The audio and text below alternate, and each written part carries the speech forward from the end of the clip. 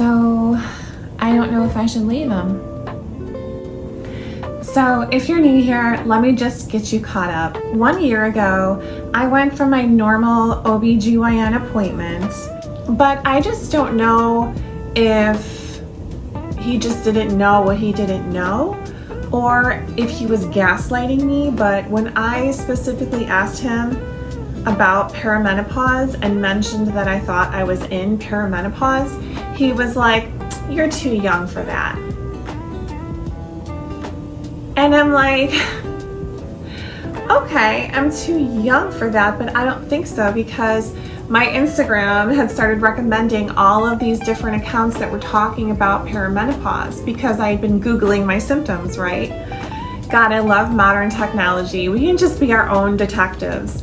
And thank God for that, because I discovered that through the course of last year, 2025, all of the things that I went through were all related. They were all related to perimenopause. And at the time, back in February, 1 year ago, I hadn't yet started all of the symptoms. They kind of came on one after another, compounding until the end of 2025, December, is when I finally got the nerve and went and had an appointment with a woman's hormone specialist. And thank God that I did, because I wasn't crazy, I wasn't losing my mind, I wasn't too young for this to be happening to me. It all was perimenopause. My vertigo that had been, I think, like I say, I think I have PTSD from the vertigo, because it was so horrible. It was 2 days of not being able to lay down flat in my bed. I had to sleep sitting up downstairs here in my recliner for 2 nights. The room would just spin anytime I tried to move my head in just the slightest way. I couldn't look at my phone. I couldn't watch television. I couldn't read a book. I had to just sit there for 2 days. It was horrible. And then the vomiting and the nausea, anytime I moved slightly, I felt I was paralyzed for 2 days. And it was so traumatic to me.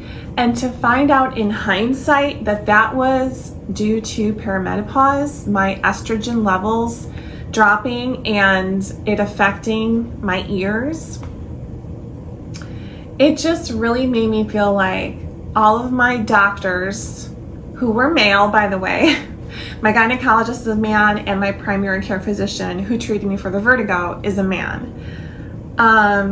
Were they gaslighting me, or did they just not know what they don't know?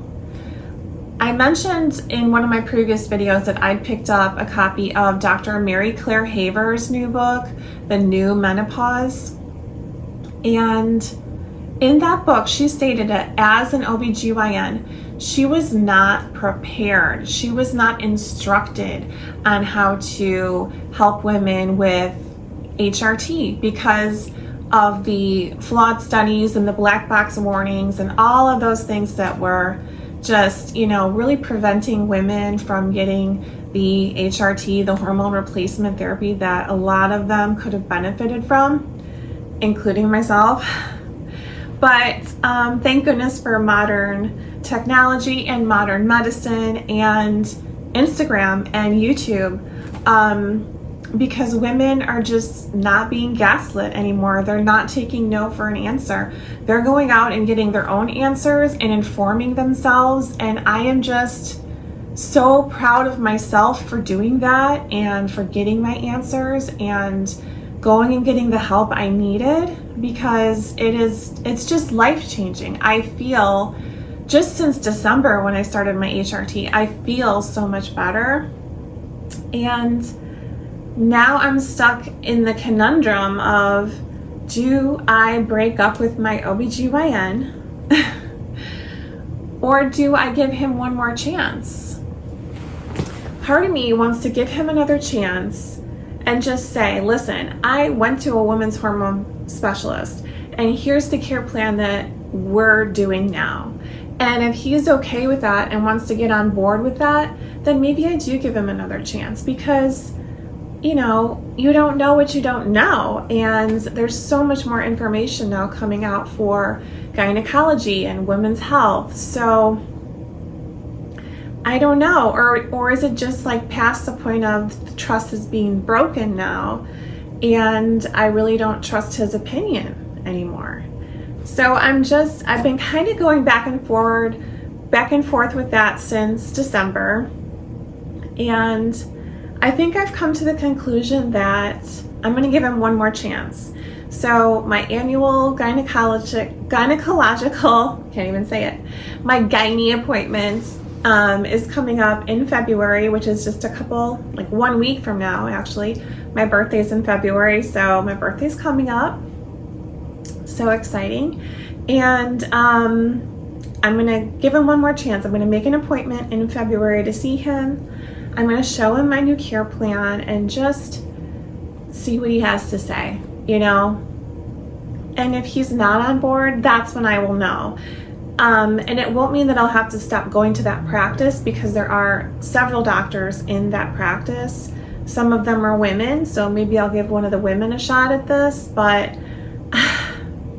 it's just hard with insurance and everything. And I've been with this practice for 16 years since they delivered my children, my girls.